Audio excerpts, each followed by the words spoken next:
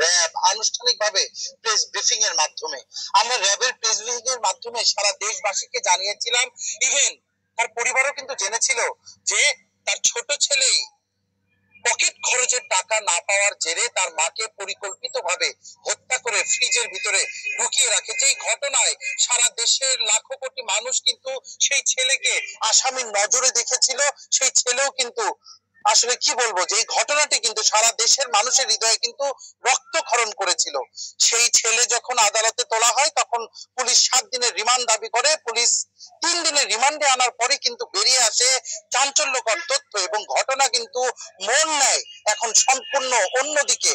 স্থানীয় সূত্র এবং পুলিশ আনুষ্ঠানিকভাবে না জানালেও একাধিক সূত্র আমাদেরকে নিশ্চিত করেছে এই হত্যাকাণ্ডের সাথে গ্রেপ্তার সাদ কোনোভাবেই জড়িত না। এটি সম্পূর্ণরূপে তিনি ভিক্টিমাইজ হয়ে গেছে। এই ঘটনার সাথে যারা জড়িত তারা কিন্তু ইতিমধ্যেই গ্রেপ্তার হয়েছে।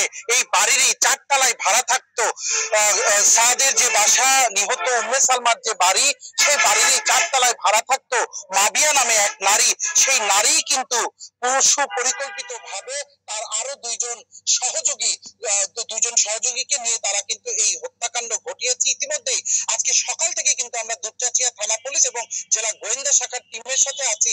এখানে এখন পর্যন্ত যেটি আমরা দেখতে পেরেছি যে সকালবেলায় পুলিশ কিন্তু উদ্ধার করেছে এই যে চাবি, এই চাবি কিন্তু উদ্ধার একটু আগে এই বাড়িরই 4 তলা থেকে গ্রেপ্তার মাবিয়ার বাড়ি থেকে পুলিশ উদ্ধার করেছে। একই সাথে হত্যাকারীরা যে ভ্যান ব্যবহার করে এই বাড়িতে এসেছিলেন সেই ভ্যানও কিন্তু জব্দ করেছে। পাশাপাশি এই বাড়িতে যে ওয়াইফাই রাউটার ছিল তা কিন্তু ঘটনার পর থেকেই খুঁজে পাওয়া যাচ্ছিল না, তাও কিন্তু পুলিশ আজকে উদ্ধার করেছে। পাশাপাশি ভিকটিমের ব্যবহৃত 2টি মোবাইল ফোন আজকে কিন্তু উদ্ধার করেছে। এই আলামতগুলো কিন্তু এর আগে কিন্তু উদ্ধার হয়নি। গত রবিবার দুপুরবেলা এই বাড়িতে ফ্রিজের ভিতরে মরদেহ উদ্ধার করে আসলে পুলিশ এবং তার পরিবারের সদস্যরা। তারপরে কিন্তু র্যাব পরের দিন প্রেস ব্রিফিং, সোমবারে তারা রাতে আসলে এই সাদ এবং তার বাবাকে জিজ্ঞাসাবাদের জন্য র্যাব 12 বগুড়া ক্যাম্পে নিয়ে যায় এবং মঙ্গলবার একটি আনুষ্ঠানিক প্রেস ব্রিফিং এর মাধ্যমে সবাইকে জানিয়েছিল যে পকেট খরচের টাকা না পাওয়ার কারণে গ্রেপ্তার সাদি